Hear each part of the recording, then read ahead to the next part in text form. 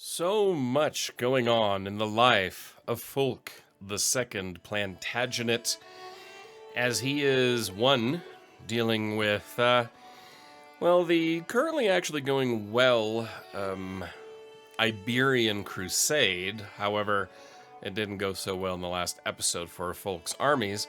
And then he's going on a hunt to his brother's lands in Poitiers.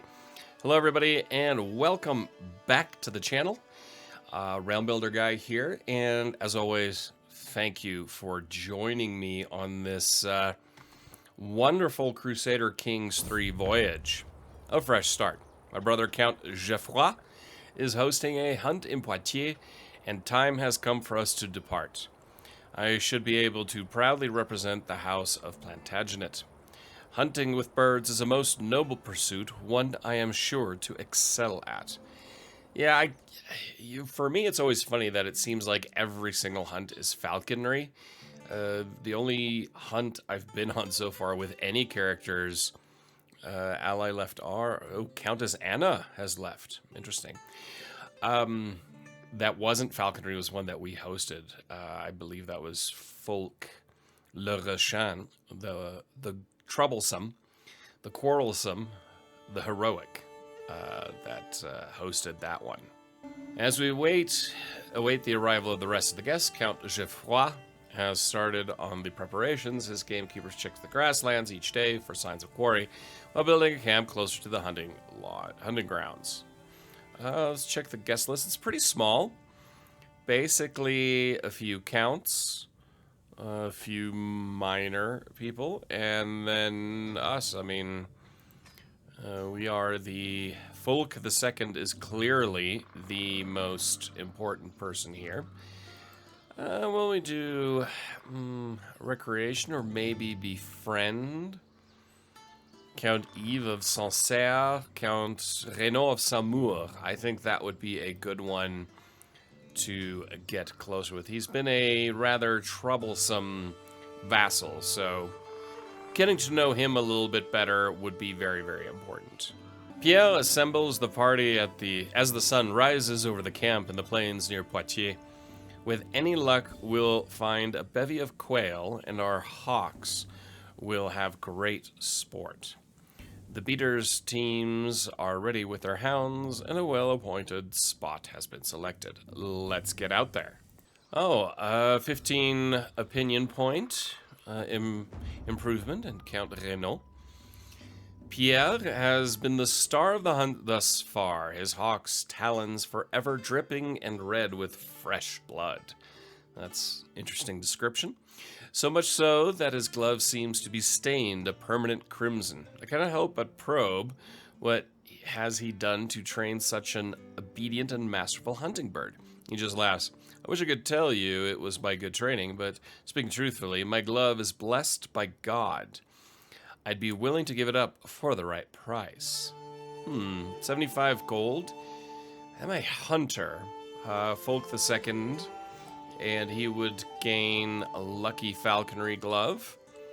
That would stress gain down 4%, plus 4 attraction opinion and monthly martial lifestyle experience plus 10%. And because he's ambitious, that would reduce stress. Absolutely.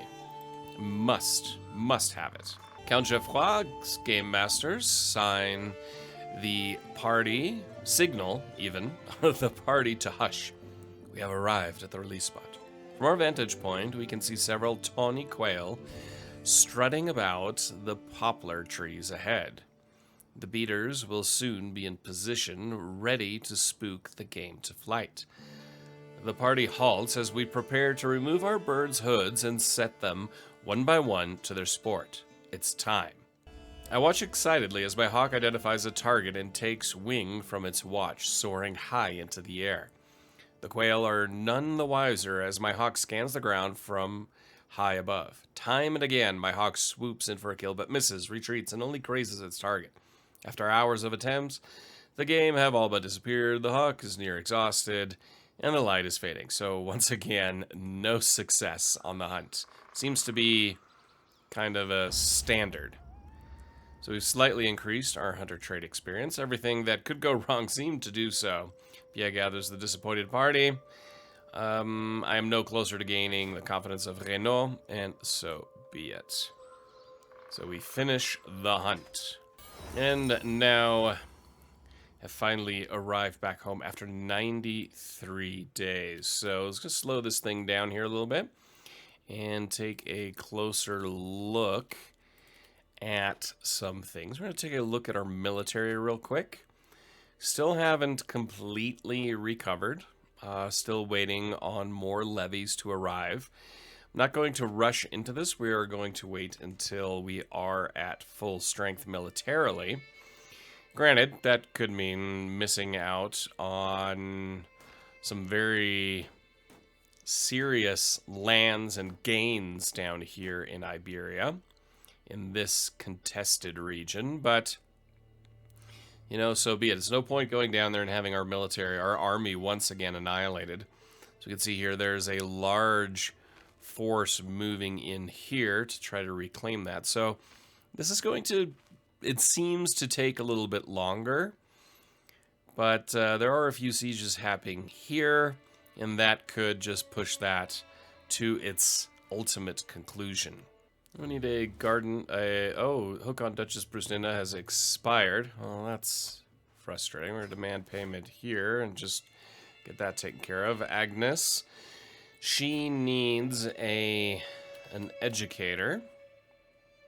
So that would be in the area of stewardship. Budovoy, he's our commander, so really don't have time. Instead, it shall be I. See, a faction targeting us has disbanded, so the Countess Ava faction has disbanded. That actually reminds me, let's have a quick look at the factions. There's really nothing here. I mean, the Liberty faction isn't strong enough, and the claimant here is also not strong enough. So overall, I am not overly worried. So we head once again down to Iberia. We see it is an overall stalemate. Trying to decide how we want to approach this. If we once again want to go through Castile or through Barcelona. Barcelona might be the safer route because there are significantly more Crusader armies here, so they'd be quicker to help us out. If push comes to shove, I think that might be the better route to take. Great expectations. Duchess Margarida approaches me with a friendly smile. My love, have you seen how majestic our Constance is becoming? She could practically rule this nation with one hand tied behind her back, and I swear by the Lord that she would make you very proud. She gives me a side-eye glance. Of course, if there is anything I could do in order to make the idea more enticing, I'm sure you would let me know, and we could come to some sort of an agreement, my fair husband. A wry smile lingers on her lips. Anything, she says. Bring me the deplorable Simon's head on a platter. Yeah, I don't think we're gonna do that. Not right now. I am interested in more useful courtiers. Margarita will offer you a selection of skilled courtiers. I don't need anything from you, Margarita. Yeah, let's see some courtiers that she might bring. Persona grata. Margarita catches up with me once more. Husband, I come bearing news. She hurries to my side, unveiling a soft sheet with a collection of scribbles while doing so. These fine people would be most pleased to come work for you here at our court. I glance at the sheet. Those are some impressive set of skills. I'll give her that. This trained warrior has a certain authority. So that is Maurice. Take a look at Maurice. Oh, yes. I mean, he is a loyal Hesteluder. He is loyal. He is a forest fighter. He's a brilliant strategist. He's honest, generous, and brave. Wow, this guy would be the ultimate knight. He'd be our William Marshall. Then the financial skills on this one are through the roof. So that would be Aude Saint-Jean. Oh, yes, she's also loyal, avaricious. Wow. fortune builder. Greedy, humble, calm, compassionate. A very intriguing candidate. Géraud. He is loyal. He is a seducer. Okay. He is an intricate web weaver. So let's see here real quick. If we look at our council, where do we really need help? Well, I mean, we could use any of those. Increasing a better marshal or a better spy master. If we look at Folk himself, I mean, he's an honest, he's a humble, not honest. He's ambitious. He's the administrator. I think the intriguing candidate, Gerard de Luxembourg, would be a good candidate here. All hail the king. Margarita smiles triumphantly in my direction as I stride toward her. She winks. Now for your end of the bargain, my king. You've earned this, Duchess Margarita. So Hugh Plantagenet loses 50 opinion of you for 20 years. Duchess Margarita of Berry loses 50 opinion of you for 20 years. Gains child removed as heir, but gains 50 because you put someone in. Constance is designated as your heir. Let's take a look at Constance. Who is she betrothed to? The Duke of Toulouse. What does Hugh look like? Hugh wasn't bad either. Your captaincy to scheme me concerns you, my dear. She loses 30 opinion. Her family loses 15 opinion. Look, we both know this isn't right. No immediate effect. We'll go with that. Our spy master, we are going to exchange and put in Géraud de Luxembourg. And now we'll do that. Your wisdom and mercy are legendary. I have been a good vassal to you, but surely you understand that I have subjects of my own too. My current contract is very restrictive. Surely you would see the wisdom in making it more lenient. Count Raoul of Issoudun. He's going to use a hook. So, yes, low taxes. There is no choice there. So our military is almost at complete and full strength. Just going to wait a little bit. We're almost there. And then we will once again march south because the Crusade isn't really ticking forward. It hasn't done much of anything for a while. I think these last ones... Joffrey is about to leave your court. There's no reason to stay at your court. Geoffroy. Okay, child of my dynasty, Mathilde. Daughter-in-law. Yeah, Mathilde is a nice name. Alright, so we are now going to move our troops south. Let's take a look here. Yes, I think the approach through Barcelona is the most prudent one. Our commander is Boudevoy. Is there a better one? Count Gospert de Lusignan. He is a forest fighter, logistician, commander advantage 23. Count Angevin of Provence, our marshal. He is a holy warrior. Never backs down. Chivalry focus, never backs down. Count Gospert. You will lead our army that is now going to head south into Barcelona. And we're just going to head right down here along the coast and march our army down there, and then start working on sieges maybe further down south the coast. There's one large army here. Ban Pedro has formed the Croato-Hungarian hybrid culture. Interesting. Invitation on a hunt? No, thank you. King Philippe has become your new liege after inheriting from King Henri. Aha, Henri Capet has passed away. Let's take a look at our new liege, King Philippe II. He is an adequate bargainer. Just hit pause here. He is chaste, arbitrary, and content. Bisexual. He's pretty average across the board. He's 34 years old. You know, there's not really much to say here. His only living sibling is Princess Constance, who is married to our son, Geoffroy. Now, we've got a new available perk here. We could go with detailed ledgers, so Republican ruler opinion. Okay, it's one to go through here.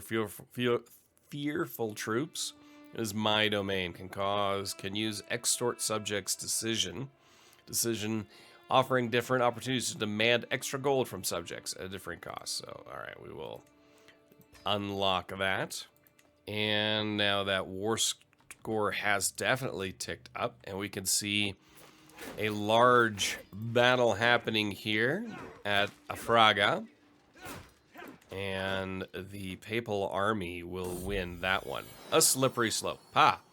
Shouts Isabel directly into my ear. My eyes open reluctantly, one at a time. That's one way to wake up, I suppose. The small child next to my bed is positively vibrating with excitement, clutching mittens and an expensive wooden platter. It's snowing outside and I want to go sledding. Will you take me? Come on, let's get a tray from the kitchen. Absolutely. To my vassal, as an influential duke, it is only fair that you have a voice on my council. In recognition of this fact, I hereby offer you the position of Steward of France. Excellent. So much like with Henri, we are now the Steward of France under Philippe II. All right, now we can start moving our armies south as well. My daughter Isabelle has been asking me for a spinning top for a long time, and I told her I would get one for her. In 3 months, she displayed more focus in her studies. Ever since I made the promise, she has been redoubling the effort of her studies. I would never deceive you. So, keeps the trait trusting. All right, it's time for a look at our inventory here. We still have that falconry glove. It doesn't really help us. We're just going to keep that in case any other trinkets go kaput. But keeping an eye on developments down here in Iberia, there's a scheme at court. My spy master has come to me with grave news. Well, I do not know who. Someone is planning to kill my son and heir, Hugh. We must stop the villain behind this. Okay, we'll keep an eye on that.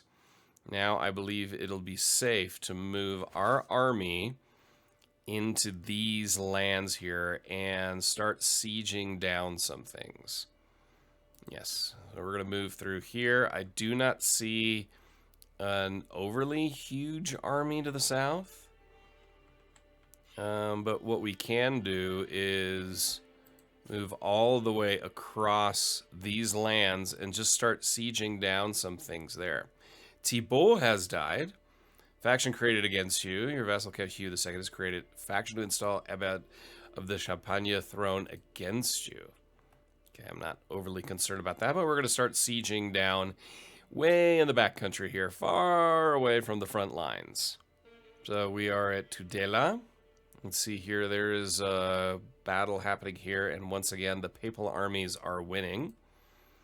And we are just focusing now on sieging down as much land as possible, because that's a big, big deal. And then we are going to go for the campo here. Moody weather, distant rumbling.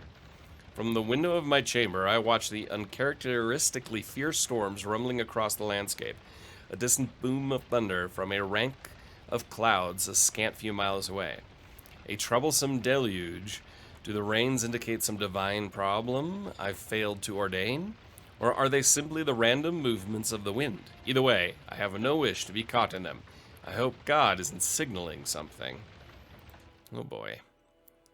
Oh boy, this could be a very, very interesting episode. I mean, really, this entire series has been unique. Let's just put it that way. Off to play, Isabelle, along with Constance, are going to Duke Berenguer of Aquitaine. Very well. And the dangerous faction, I'm not worried about them right this moment. Of course, taking advantage of the fact that our army is down in Iberia on Crusade is kind of annoying, to say the least, but so be it. Constance comes of age.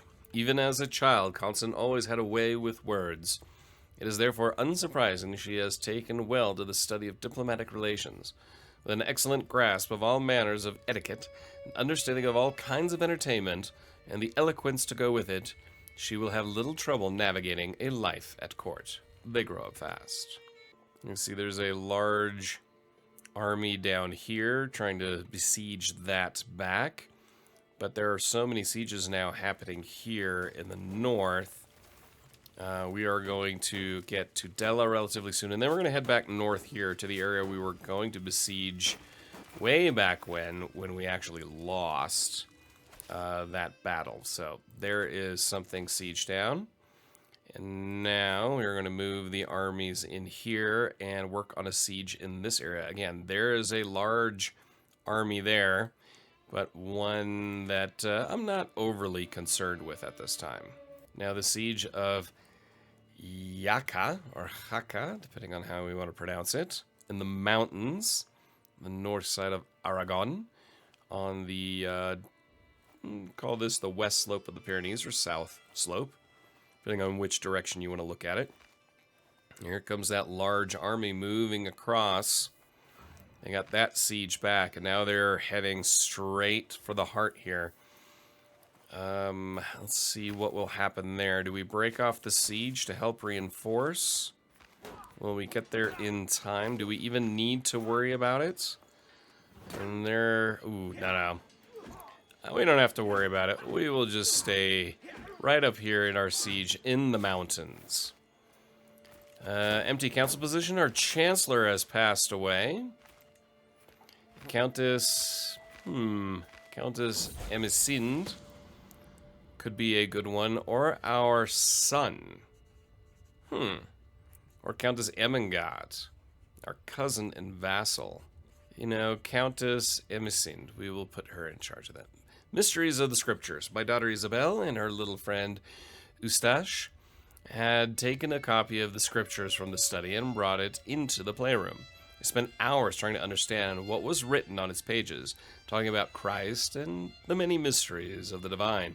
Isabel seems to have developed a deep respect for the words of the Catholic faith.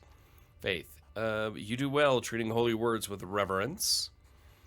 It's all nonsense, girl. Ignore it. Nah, I would never say that. Be satisfied with what you already know, and you'll be happy. No. Definitely promoting knowledge. No doubt there. So the capital of Saraksta is going to fall here relatively soon. Hazm, acquaintance, has died. Our liege has entered a regency. And when that falls right there, that could be the huge domino effect, especially because we will win our siege here relatively soon. Oh, King Ralph's Grand Tournament. You may not arrive in time. That was too... shoot. We weren't fast enough. So we're just going to focus on this. It's at 80% war score. We are going to win this siege relatively soon, and then now we've got a mass of troops heading over this way. Now it's at 93%. Yeah, we're going to move in here as well, and we are going to end the crusade here across the board. There's just going to be overwhelming forces moving in. Will we get there in time to join in? Charlemagne dynasty.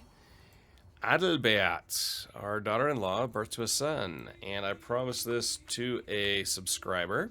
We're going to name him Henri.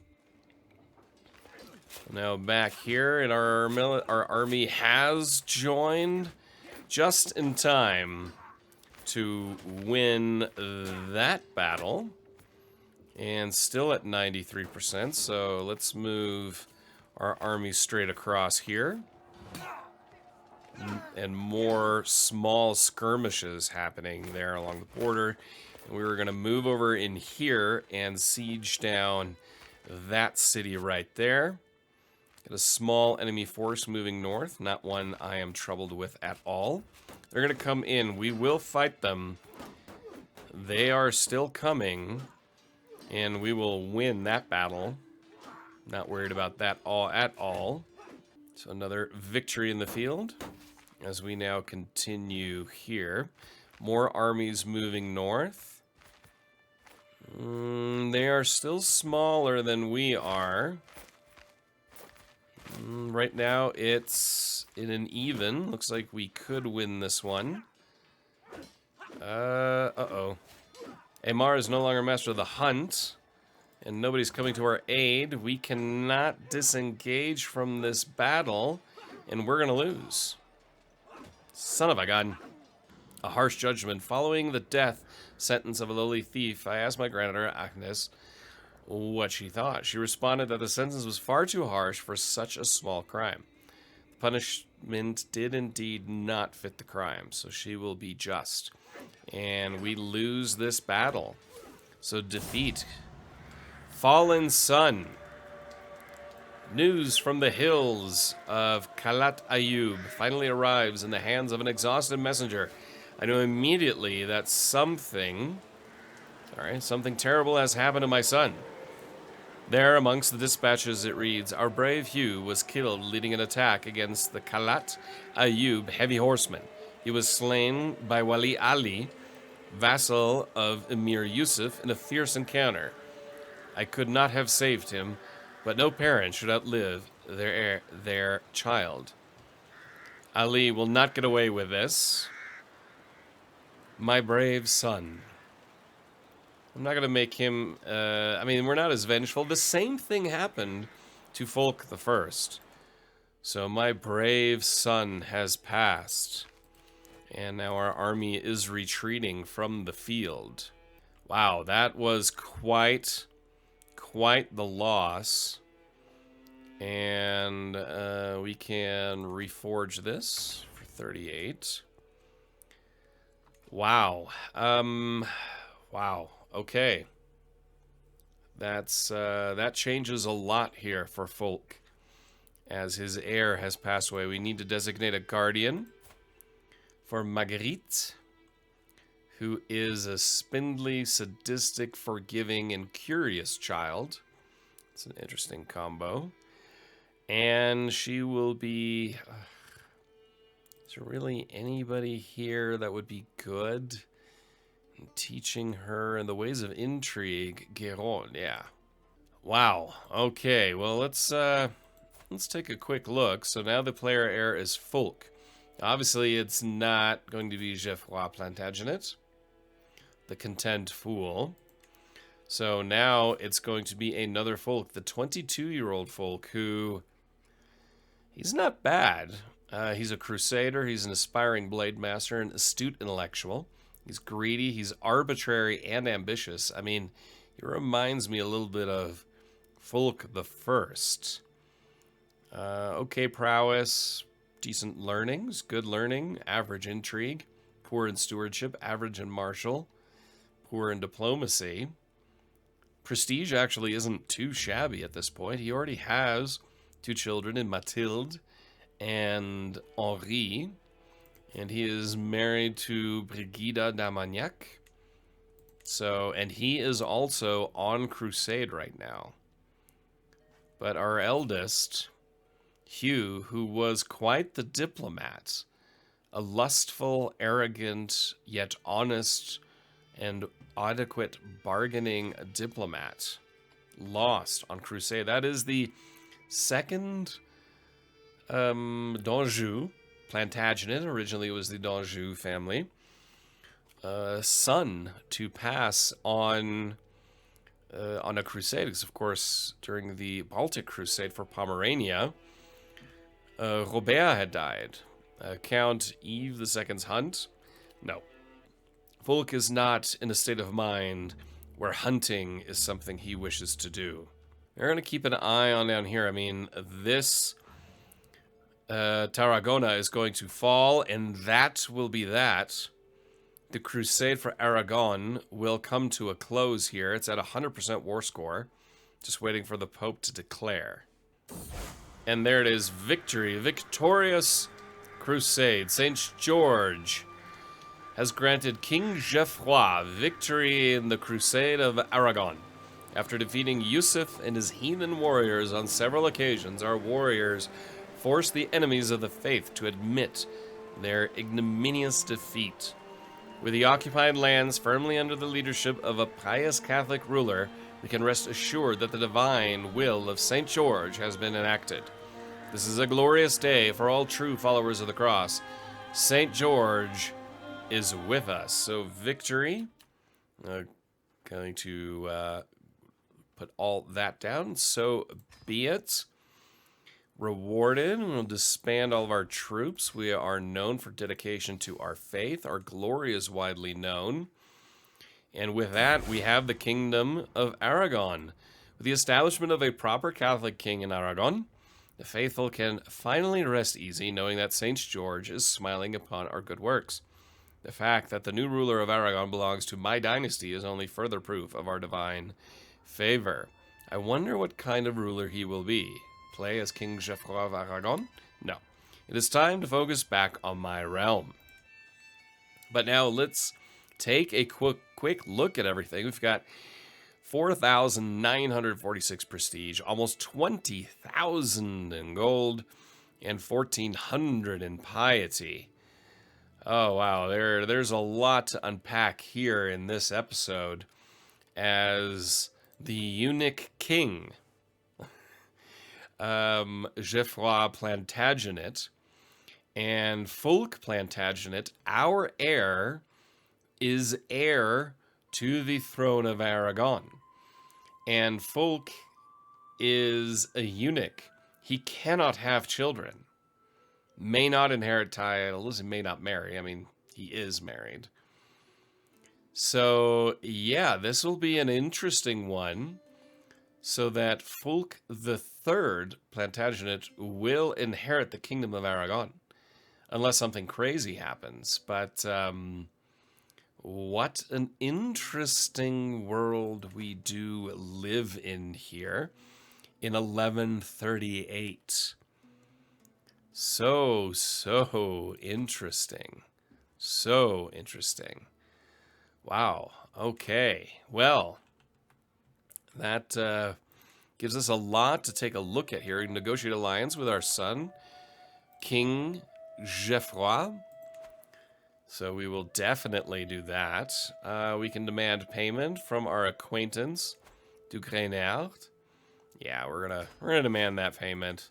Might as well. Death of Demon needs a worthy successor. So where do we sit here? We need to seek a worthy successor for that. Alrighty. So inherit titles. First in line for Kingdom of Aragon. First in line Duchy of Aragon and County of Zaragoza. And our domain limit has increased.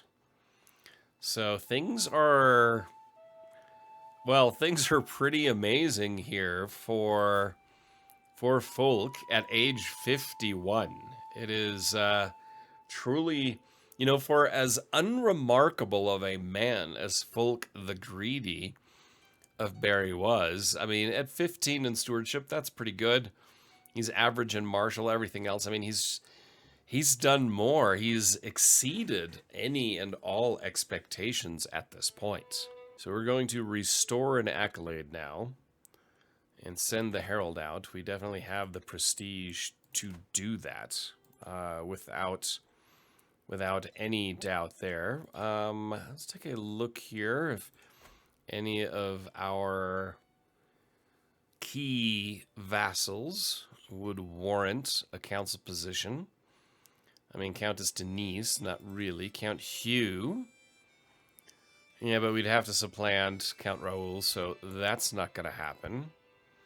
I mean, we could put in Hugh as Chancellor. That would make him happier. Count Robert of Chartres. Yeah, I mean, good learning, but that's really about it. Countess Emisinde. She's not exactly the right one. She is one-legged. That's interesting. Hugh the Peaceful as Chancellor.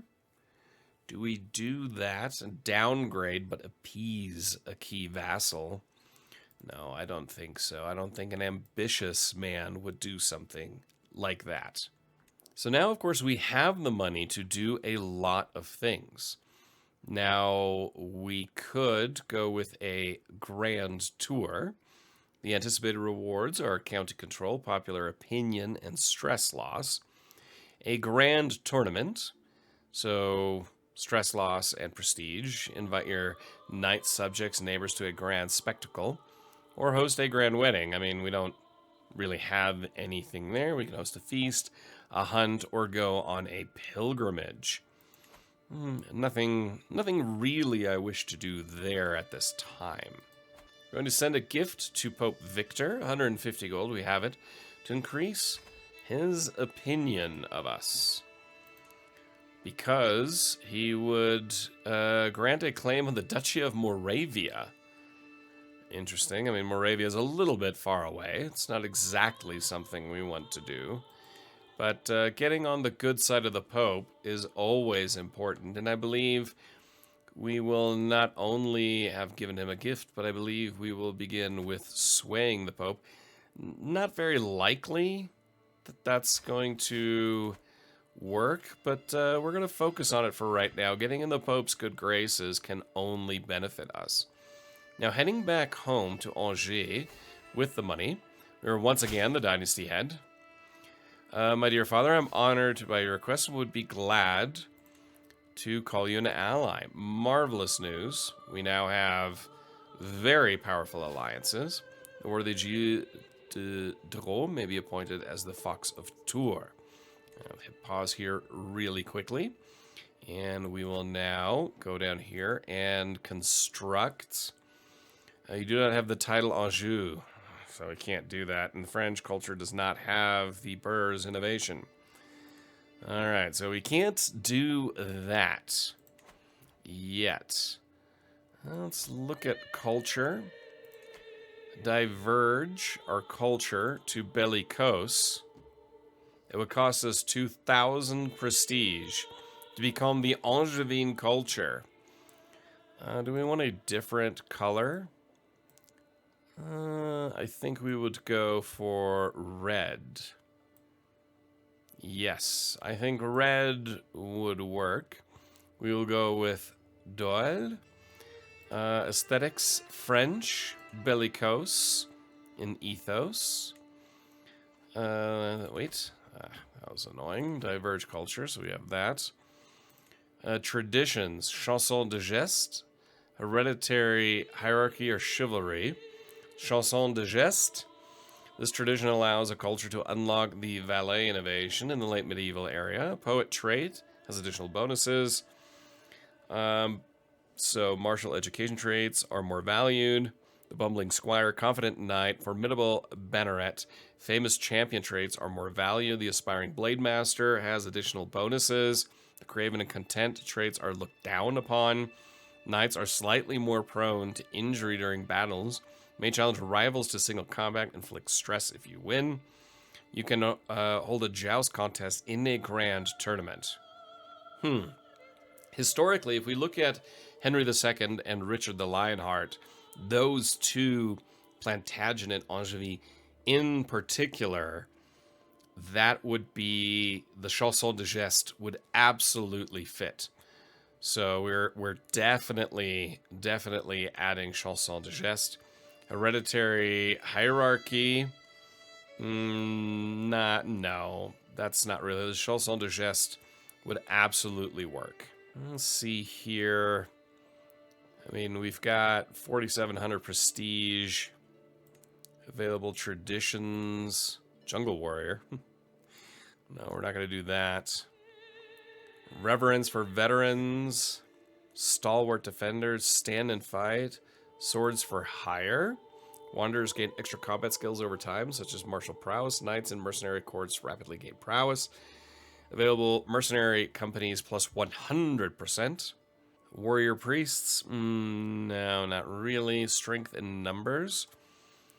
So all French characters. Number of knights -2. Archer recruitment cost goes up. No. Stalwart defenders. And it's all additional prestige costs.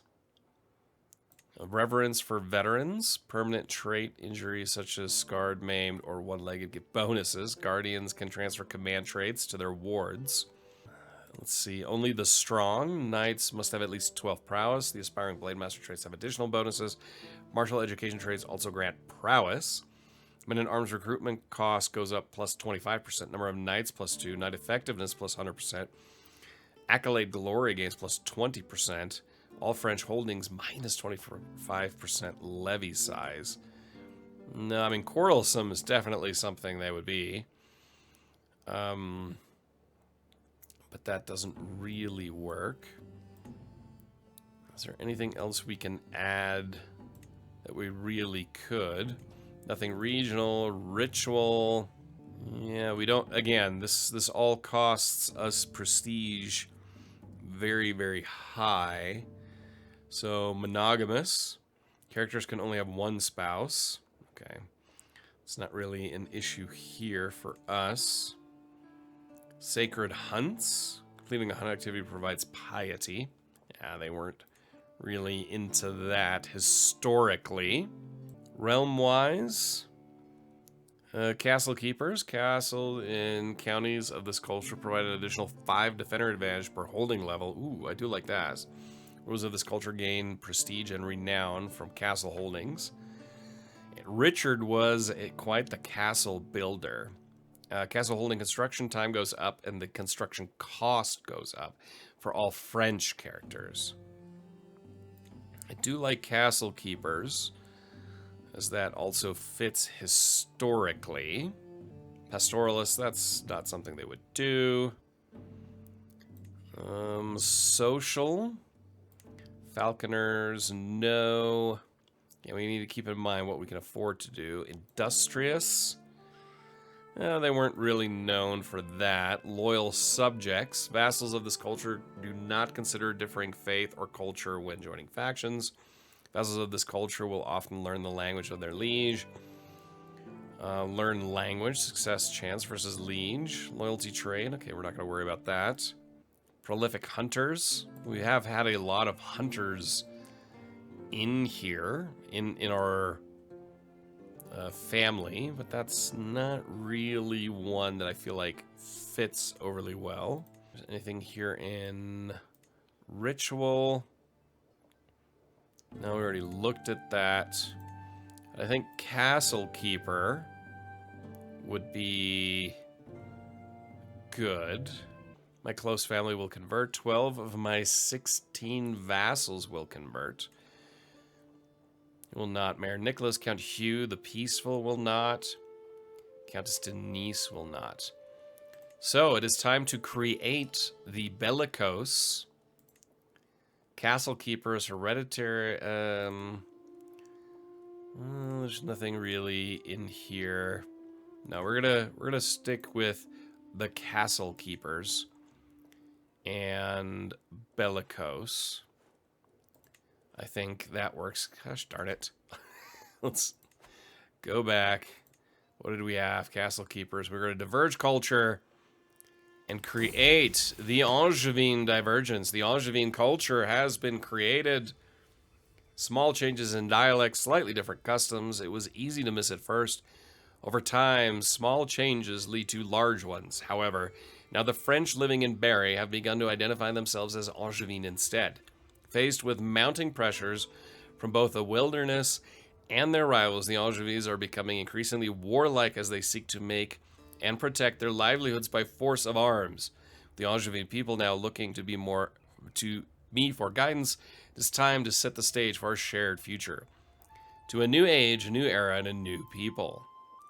So, there we go. The Angevin culture has now been created, along with, you can see it right here, Angevin culture, Frankish heritage, the Dual Vulgar language, current era is High Medieval.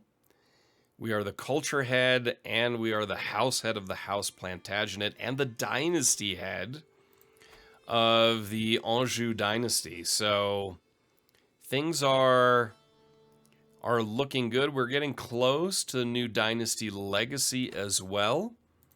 If we take a look at our culture and the innovations, things in the high medieval era, things are moving in the right direction. I am quite happy. Overall, we've achieved so much. We don't have burrs yet, which is really something we still need. Castle Baileys, trebuchets. There's so much here to unpack in culture, but we're going to worry about that in the next episode. Got to keep an eye on our stress here a little bit. I hope you all enjoyed it. If you did, please hit that like button, because now we have arrived. The Angevins are officially in-game on the scene. If we look at culture right now, Angevin is just right here. So obviously we need to start working on promoting our culture. We still have this popping up, but I'm not worried about that. We are promoting culture down here. That's, you know, as it moves that way, we'll then start moving around. And that is definitely something that our steward will be working on as we spread the Angevin culture. So once again, don't forget to hit that like button. Let me know your thoughts on how this went. This is huge. This is a big episode. This is about as big as when we created the Plantagenet family, or Fulk the First, his expansion. Fulk the Second, the Greedy, really maybe should be called Fulk the Great. Let me know your thoughts down below, and don't forget, if you want to support the channel in other ways, links to Patreon and Nexus GG store down below as well. Until next time, I am Realm Builder Guy, and I will talk to you soon.